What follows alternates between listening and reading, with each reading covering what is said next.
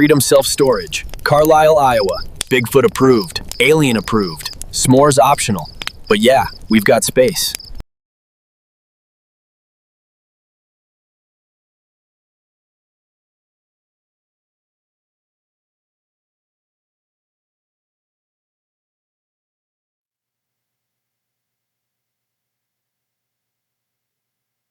All right, bringing it in.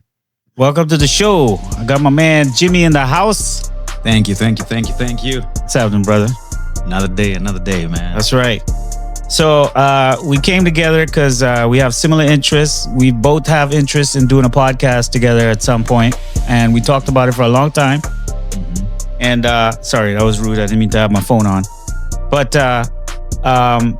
and then we started talking when we met probably about, almost a year now? Yep. I think it's about a year. Yep. And we started slowly realizing we both got a similar taste and flavor of music and food and culture and vibe. And the more we got to know each other over time, we started realizing like, hey, man, we would probably do well making some kind of a podcast or talking about stuff and giving our own unique perspective on, life and what we go through coming here to America and stuff like that. What we like about where we grew up, but also what we like about here, and just sharing some back and forth of whatnot. So I went to ChatGPT. I came up with some prompts that we can ask each other, and just kind of go from here. Now, this is just our first test episode, so those of you now tuning in, whether you're on TikTok or YouTube, this is just a first impromptu. Yeah. On the spot, sound check, vibe check, just to kind of see how it flows and just go with it. You know, I'm wondering, I'm going to share this video with people. You can share it. Yeah. You can share it. Yeah. Why not? Let's go all out. Right? Let's go all out. Yeah. So Jimmy, I don't know if you want to introduce yourself first, get started, who you are, how'd you end up here in Iowa, of all places, and how we came to be. Yeah. Like I said, man, my name is Jimmy. Came to the US in 2009. Yep, 2009. Yeah, and came here as an international student, man. Shout out to all my internationals. If you know. Where'd you go to school at? Actually, I came here at Fort Dodge, Iowa. That was the first. Yeah, I know, man. I know Fort Dodge, Iowa. See, I had applied at a few schools when I was coming here. I applied in University of Wisconsin State University, Wisconsin. Okay, right. And then I applied at Iowa Central, which is in Fort Dodge, Iowa. Right. There's one more I'm forgetting. There's one more I applied. I forgot what it was, but Iowa Central was quick to reply back. You know what I mean? Like accepted me and pretty much decided, hey, this is where I'm gonna go. So came here for engineering, man. Okay. And it's been what? We're talking about it's been what, 15 years later now? Wow. About 15, 16 years later. That's about when my family moved here. We moved here back in 2000 and say almost 20 years, I'm guessing. 2001, 2002. My family came here for my sister to go to school at MUM in Fairfield, Iowa. And because she did her SATs in Trinidad. And then she wanted to go to university in the States. But my dad was not a big fan of sending his daughter to school in America. Because it's like, he's like, I see what they do over there. Yep. So he was like, if you're going to go to a school I pick. So he chose Maharishi University in Fairfield because part of their curriculum is meditation, and they sort of follow a Vedic knowledge integrated into the curriculum. Okay. And then he just wanted something like that to be the background of where she went to school at. Yeah. But boy, little did he know. I'm just playing. I don't care what university you are, you got your party side. But at least it was still somewhat something that she could follow, Exactly. And the system still was, the infrastructure was still there to keep some sort of, guidance, which is what he was really looking for as a dad, For sure. Yeah, man. I mean, I think any international out there, man, knows the struggle. You know what I mean? Yeah. Any international out there knows the struggle. Coming to the US, and the thing I could say, man, it could turn out into a nightmare real quick. You know what I mean? It could be a dream, because it's a dream for everybody. Like, you want to come to the US, but once you step foot here, man, it could be a nightmare real quick. And one thing I noticed about the US, man, is the US will give you what you want. Right. Like, but be careful what you ask for. Exactly. So the US is almost like a, you know, I look at the US like a computer. Right. You know, it's like what you put in. It's a piece of technology. Is what it will give you. Right. You know what I mean? Like something I remember we learned in a program, I think it's called Ubuntu in computer. It's like, it says garbage in, garbage out. Right. What you put is what you get. Well, I'm in AI now, and that's the same principle we're learning in AI, which is like what you put in, you get out. Exactly. And you can find people getting frustrated and like, oh, ChatGPT is crap and AI is crap. But what those people who are complaining about don't realize is what are you putting into it? Exactly. And that's why you're getting that result. That's why there's all these courses and people out there teaching you how to prompt, you know, and it's no different than us as human beings too. Like we're a lot like technology. We are technology. Yeah. Like I just wrote a essay a while ago on Facebook where I was trying to ask the question to the public. I was like, there's a lot of people out there right now going around talking about how, AI is not going to be like us and we're, you know, human beings have soul and and I was like thinking about why they were like screaming all this stuff. And I'm like, wait a minute. Why are they so scared? Because that's fear. Yeah. They're talking from fear. Yep. Because if you really think about it, human beings are just another piece of technology biologically, right? We're synthetic. We have, you know, this flesh and molecules and all this stuff. But at the end of the day, this brain in our head, this computer, it's programmed. It's programmed with experiences. It's programmed with, you know, how you grew up, where you grew up, cultures, right? That's right. I think one of the unique experiences we have as internationals when we come to the US is that we bring a certain level of flexibility in our mindset because we've had to grow up in a culture and then come here and then learn a new culture. And then sort of build this kind of framework around like to survive, how to be able to know a little bit of everything and be able to switch code when we need to switch code. You know what I'm saying? You know about switch coding, right? Because if I run a group of Trinis, I will start talking like a Trinidadian, you know? There you go. You just come out. Man, that accent switched. But that's how it goes, man. It's like, that's part of the process of coming here. I've met a lot of good people in the US, man. I don't know if I told you, a lot of my good friends are from Africa, man. I don't know what it is, but I feel like African culture is very close to, and Indian too, because if you look at most of the Caribbean is made up of African and Indian culture fused into one. You know what I mean? Yeah. So it makes it almost compatible. If you're a Caribbean person, you can integrate almost anywhere in the world. I feel. Yeah. No, here's what I think, man. I think Indian, Caribbean, man, even the Middle Eastern, man. Yeah. We have a lot in common. There's a lot of things I was talking to my brother the other day. He's in Kuwait. And, wow. Kuwait looks beautiful, man. You know he's in the military, right? Right. No, I didn't know. Oh, yeah, my brother's in the military. Okay. So he got deployed in Kuwait. He's been there for like 1 year now. Oh, wow. Yeah, okay. But my man, hey, thanks for your service, brother. You know, Justin, he's a captain actually right now, man. I look up to that guy. But man, he was telling me one thing. He was like, Jimmy, it's crazy how the Middle East, we are pretty much the same. Like we have the same, like, you know, Africa, there's a saying that says African time. Like that means you're always late. Right. Like you're never there on time, you're late. And everything is just like, we'll get there when we get there. Like no rush, everything is just smooth. You know what I mean? Like what are you rushing for? Right. There's that mentality of just like, take your sweet time, we'll get there. You know, and it's almost this, and Justin was telling me something. He's like, in Kuwait, whenever you tell somebody something and you hear them tell you, Inshallah.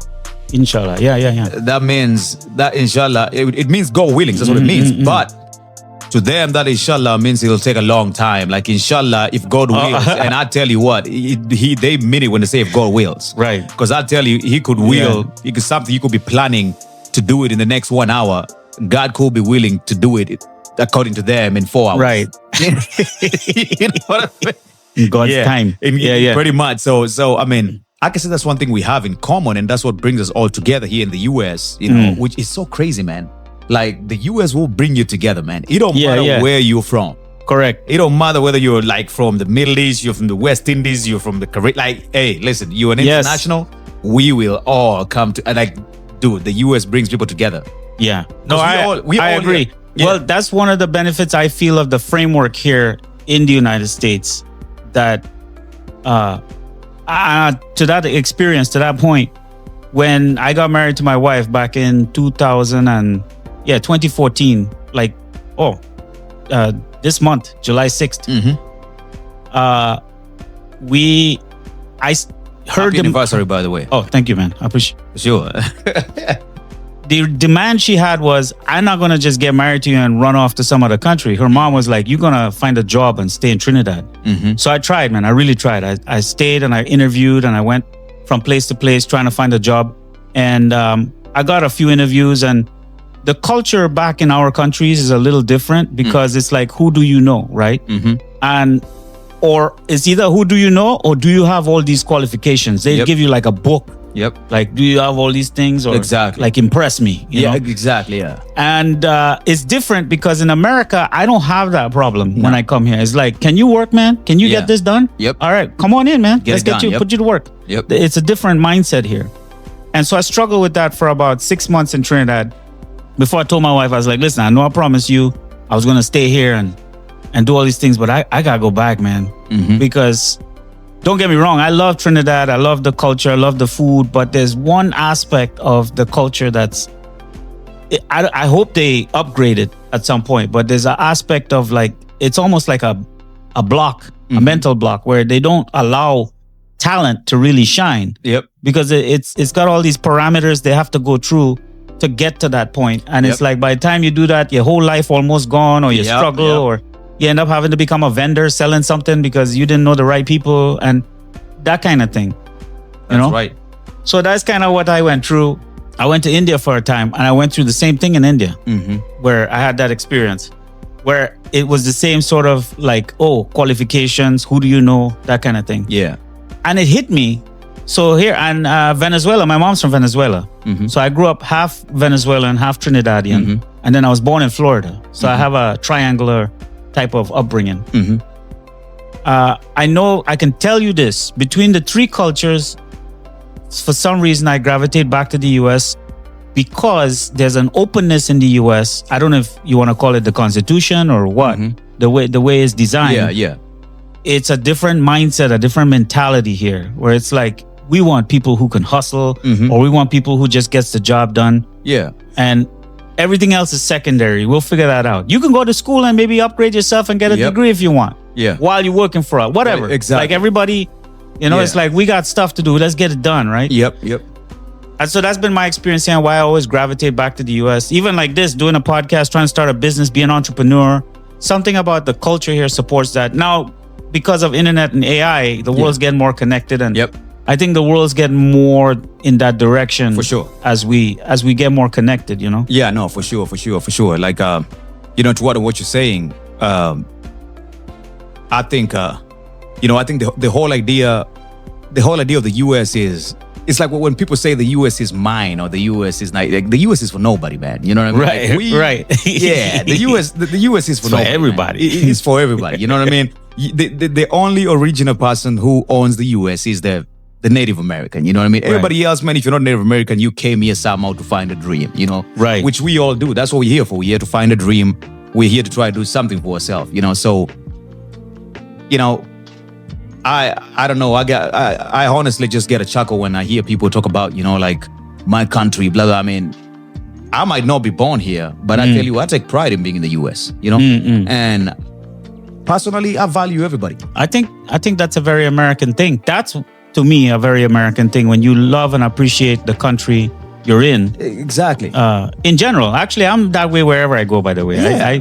When I was in India, I treated India with respect. Exactly. I was in their land, when I'm home in Trinidad, the same way. Like, I treat, I try to keep a very grounded attitude towards the country, wherever I'm at.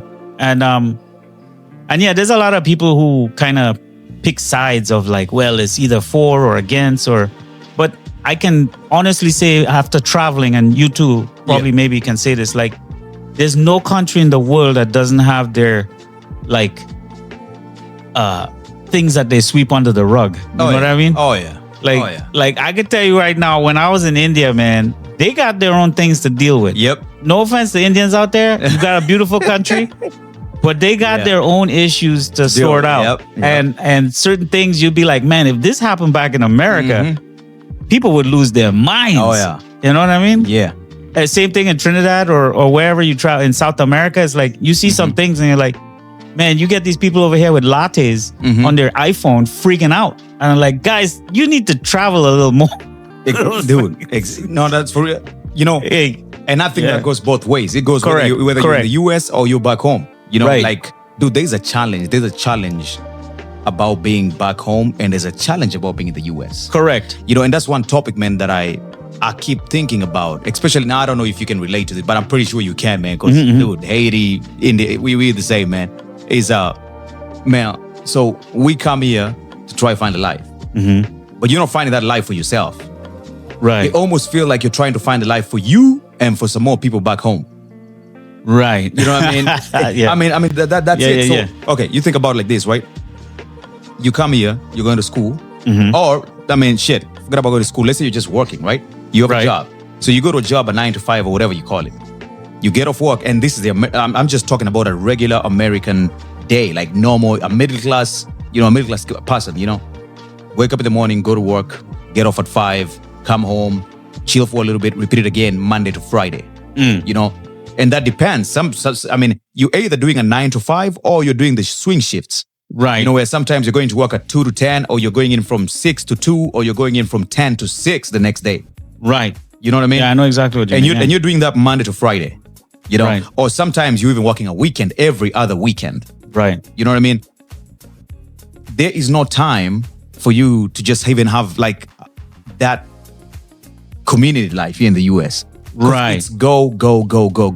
Correct. You know what I mean? That's the downside, especially if we make missteps in terms of calculate, like, because this is another thing that traps people when they come to the US. I know, because I've been down that road.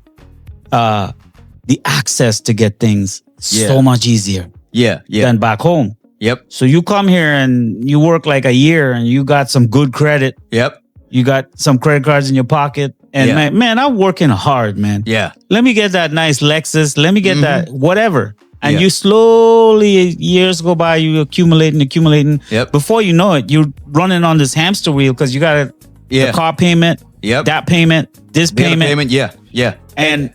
And a lot of us foreign, I know this because a lot of, in my community, we struggle with that. They come because Trinidad is like, you have to bust your butt to save money to buy something cash. Exactly. That's how it is. That's how it is back home too. Yeah. Let me just add on to that.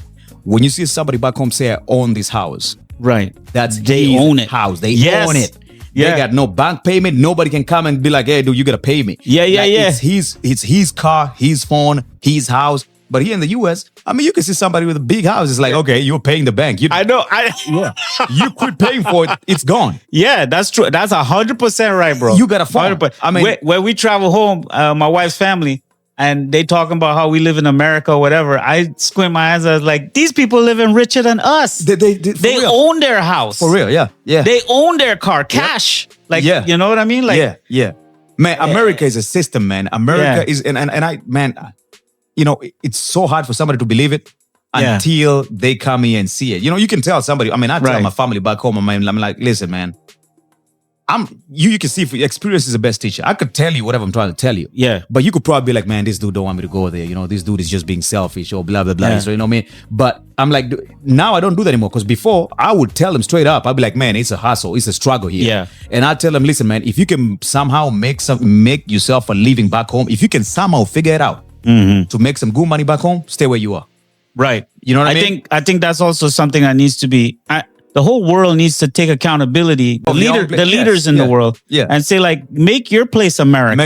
Make your place great. Yeah. Make and that, like, you shouldn't have people like migrating to run away from your, you know. So I would try to push that mentality home too. When I go to Trinidad, I'll say the same thing, guys. Find a business to do here. Find a way to build your community or offer a service or something. And you don't need to come to America really, because you guys doing better here than we are over there. No, yeah, for real. you see the house and you see the car I'm driving, but Yep. you're thinking, ooh, but Yeah. you don't know.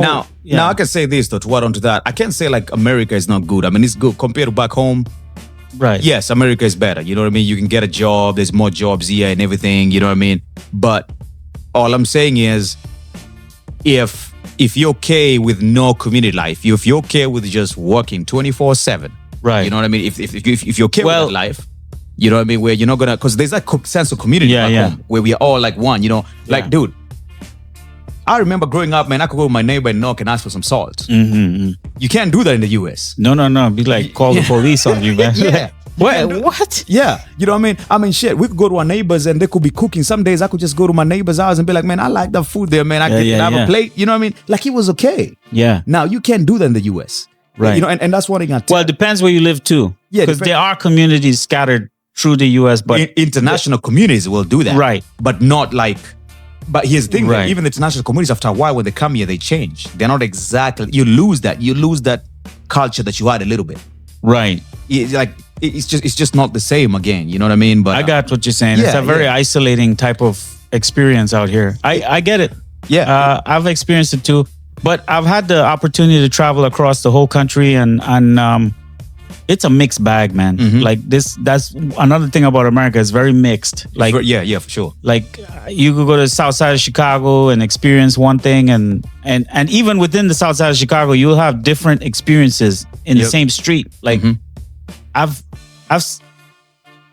I don't know. America is so big that you could get lost in some part of this country and find a whole different experience. Like I was just watching a YouTube video last night, bro. Yeah. I need to pull this up. Family Uh-huh. lived and they was like dealing with shit. Then they did the American dream. They bought a house. Uh-huh.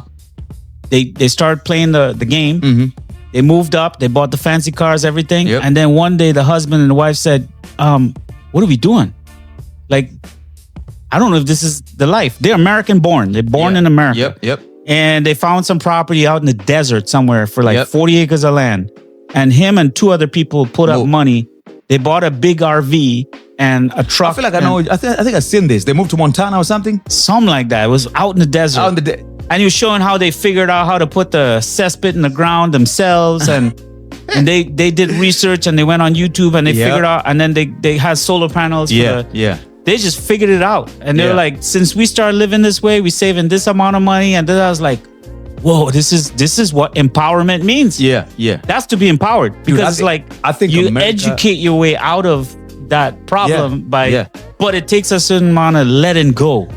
For sure. You have to let go of like, well, what are people going to think if I go live this way? Mm-hmm, Or what if I don't drive this kind of car no more? Like, and the girl in the video said that she's like, once we got rid of the whole, like what society was going to Yep. think, like our life just took off. Like yeah. we just went out here and we found this property and we did this thing, and I was really blown away by it. I was inspired actually For sure. when I saw that video last night. I was like, there's 52 states in the US, right? yeah, man. And there's a lot of empty land. Here's what I think, man. Yeah. I think these 52 states could be 52 countries. Because I swear to God, I think every state you go to in the US is different. Yes. Like you could literally, it almost feels like like Texas. Yeah. Dude, Texas could be a country by itself. Yeah. I mean, Texas is huge, man. Yeah. You know what I mean? Like you go to all these places, it's everything is just different. You know what I mean? So I remember the first time I went to Texas, I felt like I was in Mexico. Like I went Yeah. that Orale way. Like Yeah. every corner I turn, it's just Bro. Mexicans Bro, everywhere. but dude. but they call them Texicans or something like Texicans, that. Like, yeah. But I tell you what, man, I feel like Texas, it depends where you're going. right. There's right, a place right, where you go, you'll be like, I'm in Mexico. There's Right, a place you go, literally you're in Africa. right. I know about that too. Yeah, like it feels like it's all like it's almost like I don't know, man. Like the place you go, like you feel like you are in like literally Africa. Like, Right. There's a bunch of like Tanzanians, Kenyans, Nigerians, everybody's mixed there. Yeah, a lot And of then- I know a lot of Kenyans. Who live in Exactly. And then Texas. there's another place you go, and it's a lot of like like the brothers, the African Americans. yeah, you know what I yeah. mean? And it's almost like everything. Houston. Yeah, Houston's big on. Yeah. Yeah. Like you get every like it's just a matter of I'm gonna go to the Africans right here. I'm gonna go to the brothers right here. Yeah. I'm gonna go to the other.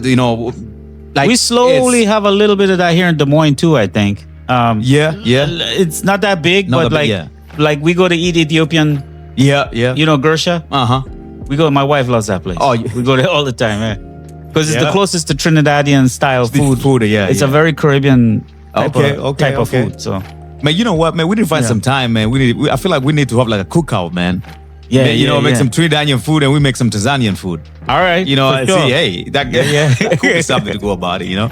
But yeah, I mean, back to what we're talking about, I think, again, the US gives you what you want, and it's an amazing place. That's why it's good to have strategy. Exactly. It's Before you yeah. come here. Before you come here, yeah. And the thing is, you gotta come here with a straight mind, man. You gotta come here with a straight mind and have a plan. Don't just come to the US just because you hear people, the US.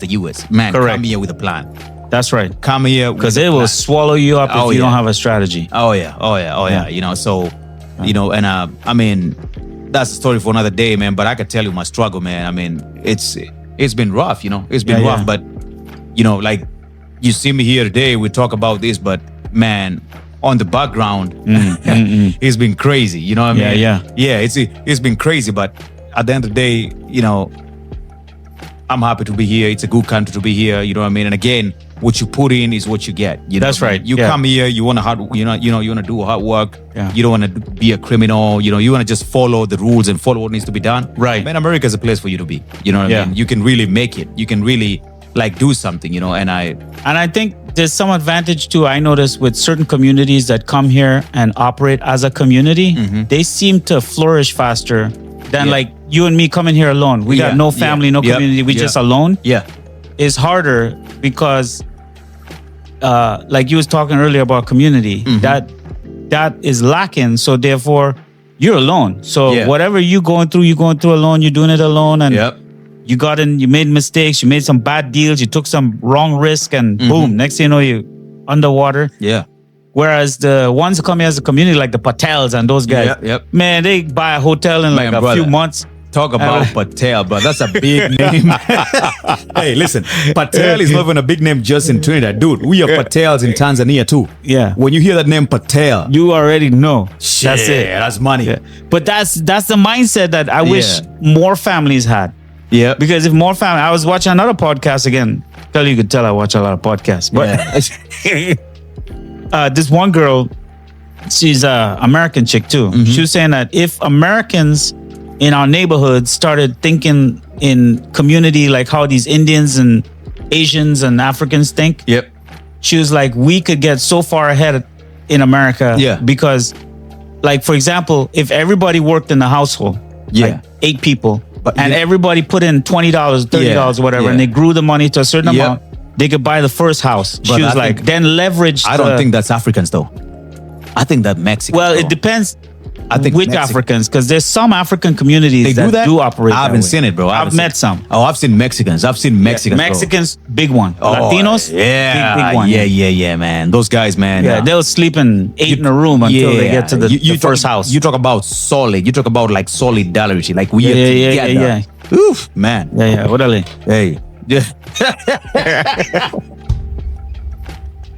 They get it done.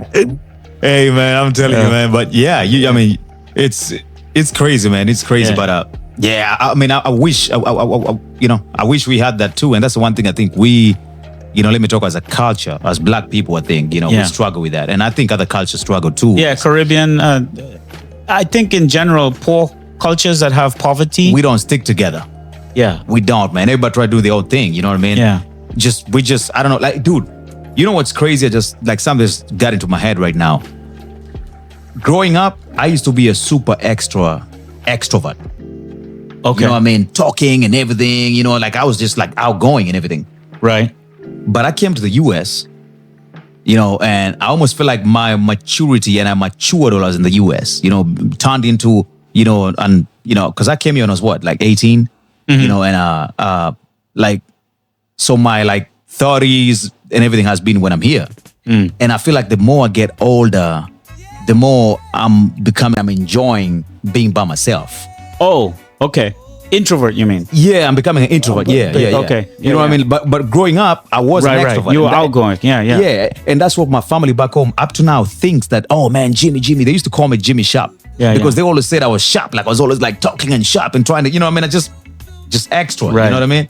But then it's crazy that now it's like I'm just like I almost crave being by myself. I'm okay being by myself. You know what I mean? I think that happens to most of us as we age. As you age, right? It's an experience that, listen, man, we went through a lot of crap to get here. And as you go through that crap, you've had failed experience after one after the next.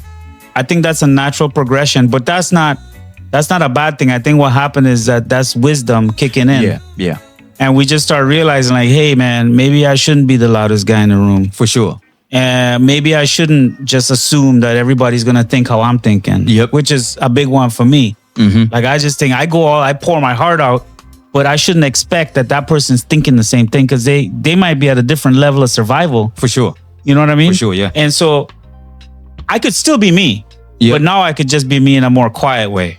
Yep. I could still have my heart the way it is, but I don't have to be so loud about it. Exactly. I could just be quiet and be like, okay, cool. And then when I see it's the right moment to contribute something, I'll just drop it in. You know what I mean? Yeah. And don't let it, don't wear it on my sleeve like I used to.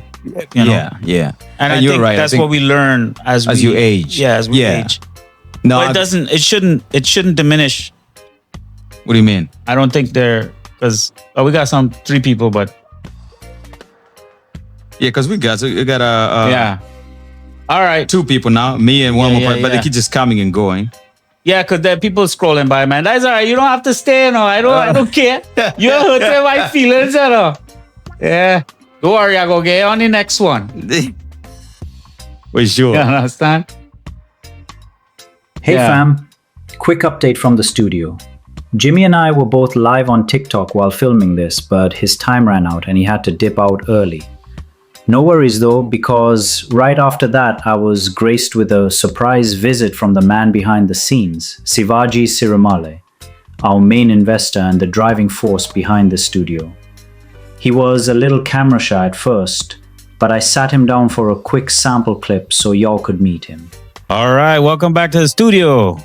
We got our main financier investor guy in the studio, Sivaji Sirimalle. Welcome, sir. I heard you just got back from India. How you doing? Doing good. Yeah, bring the mic up to your mouth and let's hear it. I'm doing good, Mahesh. You can drop this down. Okay. All right. Yep. I'm doing good. I mean, I just had a 3-week trip and I just came back and a Sunday and everything. I think going good. All right, good, man. Hey, I want to thank you. Thank you for making this dream a reality. This is a huge part of you, so thank you for that. Yeah, you had the drive. I just been a catalyst. You know, you can say. And I just pushed you. So you thanks to you actually to make this your own reality. And I am happy to see you succeed, and I'm happy to see a smile on your face and trying to do things that you want to do, and which is what my thing is also, you know. Right. If I could let you be yourself and do what you want to do, that's my job too. I appreciate that, brother. Well, I mean, this is it, man. We got the equipment set up. We moved in here about a month now, and slowly I've been setting it up. You see, I got all the equipment put in. I made this whole little contraption here with camera. You see that? The pole I got from somebody threw away. Yeah. I made this thing work. That's pretty good. See, I was amazed by your creativity when you had this facility. This facility was been sitting there doing nothing.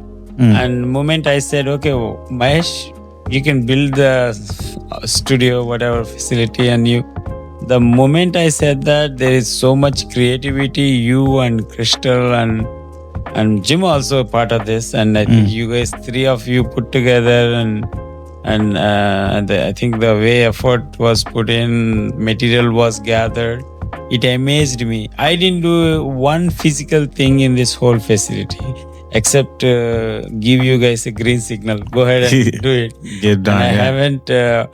I'm not using it, but I said when I said to go ahead and do it, and the next thing I know, you guys are on it. Like every week, you're doing a lot of progress. Before I know, it was a framework. Before I know, it was a wall. It was everything, you know. Yeah, it took us about 6 months, but we pushed. I mean, I had the vision in my head. I wanted to see it done. So every day I get up, I was like, I need to get something done today so, and it wasn't easy. I had to, really push a lot of people and I learned a lot about me in the process too, Yeah, So, and thanks to Keshava and their family. a bit of helped Trinidad helped in building this too. this. Yeah, and just in time for you, they were here. So maybe a little bit hand for you. Yeah, that was a huge help having my wife's family come in and help as well.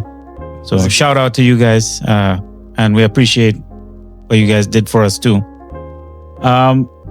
So yeah, this segment was just you guys getting introduced to our main investor and the main supporter of this channel and how this channel came to be at the studio.